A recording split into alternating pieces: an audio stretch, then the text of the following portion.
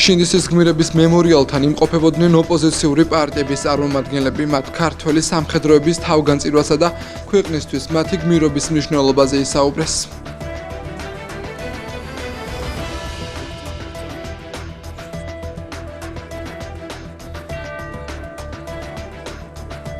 შინდისის გმირების ისტორია გმირობის არის ის ბრძოლა, რომელიც საქართველოს ტერიტორიული მთლიანობისთვის სამშობლოს დასაცავად გასწიეს ჩვენმა სამხედროებმა და ეს არის იმ გმირობის ისტორია, როდესაც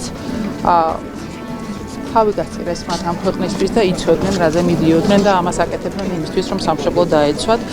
ამიტომ ეს რა თქმა უნდა არის რთული დღე, თუმცა იმავდროულად არის სიამაყის ისტორია, იმიტომ რომ ეს არის გმირობა, რაც მათ ჩაიდინეს. დღე არის ერთის მხრივ ტრაგედიით აღსავსე და მეორეს მხრივ ეს არის დღე, როდესაც დაგვანახა ჩვენმა თავდადებულმა ადამიანებმა, თავდადებულმა მებრძოლებმა, რომ სამშობლოს დაცვის ვალდებულება იყო მათთვის უზენაესი და რომ მათ თავი დადეს უპრეცედენტო ბრძოლაში.